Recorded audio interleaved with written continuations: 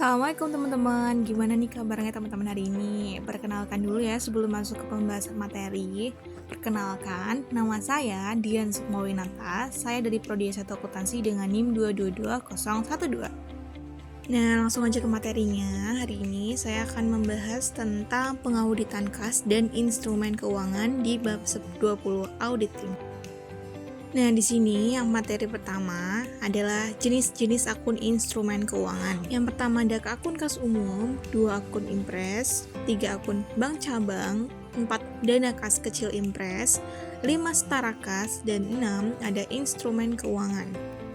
Nah, penjelasannya sendiri, akun kas umum adalah akun utama pada hampir semua organisasi karena hampir semua penerimaan dan pengeluaran mengalir melalui akun ini. Yang selanjutnya ada akun impres sebagai akun yang bersaldo kecil untuk segala transaksi bernominal kecil, misalnya upah per hari penjahit.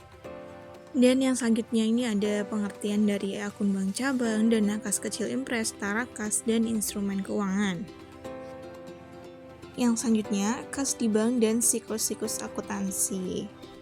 Kesalahan-kesalahan yang dilakukan oleh perusahaan yang menyebabkan ada kesalahan dalam pembayaran atau bahkan gagalnya penerimaan kas dan tidak dapat diungkapkan hanya dengan rekonsiliasi bank, yakni next ada kas di bank dan siklus-siklus transaksi, cek yang belum diuangkan ke bank, penerimaan kas, dan lain sebagainya. Next ada pengauditan akun kas umum. Ini ada beberapa tahap ya teman-teman. Yang selanjutnya ini adalah penerimaan konfirmasi bank. Dalam praktik para auditor biasanya memperoleh konfirmasi langsung dari semua bank atau lembaga keuangan yang memiliki hubungan bisnis dengan klien, kecuali apabila terdapat banyak akun-akun yang tidak aktif. Next, ada prosedur penting untuk audit akun kas umum. Yang pertama ada menerima konfirmasi bank, menerima cut-off laporan bank, pengujian rekonsiliasi bank.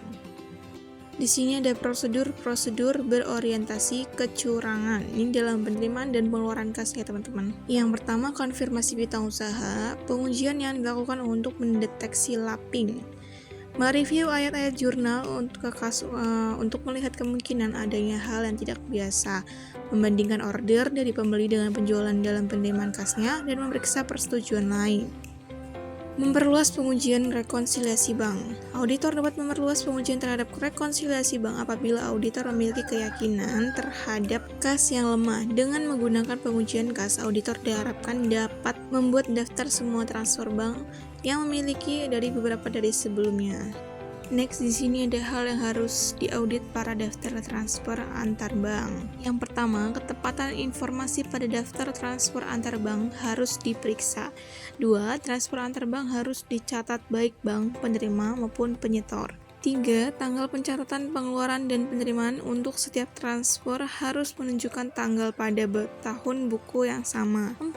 Pengeluaran dalam daftar transfer antar bank harus dengan benar dimasukkan ke atau dari cek dalam perjalanan dalam rekonsiliasi dari akhir tahun. 5. Penerimaan dalam daftar transfer antar bank harus dengan benar dimasukkan.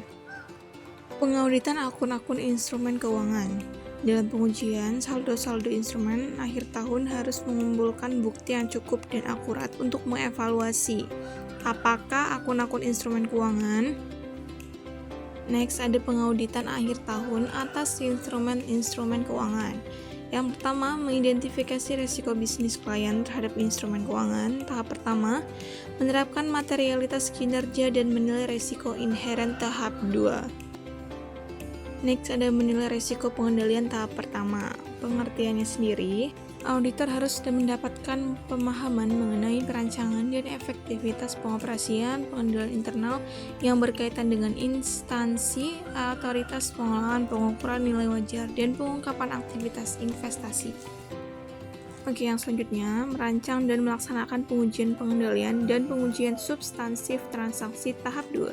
Pengujian transaksi yang dilakukan berkaitan dengan instrumen keuangan meliputi pembelian dan penjualan sekuritas dan derivatif atau transaksi hedging, laba rugi yang diberatkan dengan pendapatan bunga dan dividen. Yang selanjutnya, merancang dan melaksanakan prosedur analisis tahap 2. Prosedur analisis bisa digunakan untuk menguji kewajaran pendapatan bunga dan dividen. Auditor juga bisa membandingkan persentase relatif investasi pada ketiga kategori nilai wajar level 1, 2, 3 dari tahun ke tahun untuk menilai perubahan dalam strategi investasi atau resiko portofolio. Merancang pengujian rinci saldo instrumen keuangan tahap 2. Titik tolak pengujian saldo akhir tahun akun-akun instrumen keuangan adalah mendapatkan suatu daftar atau schedule aktivitas investasi selama tahun yang diperiksa. Nah, terima kasih nih buat teman-teman yang udah ikut pembahasan dari awal sampai akhir. Saya mohon maaf bila ada tutur kata yang kurang berkenan. Billahi taufiq wal hidayah. Wassalamualaikum warahmatullahi wabarakatuh.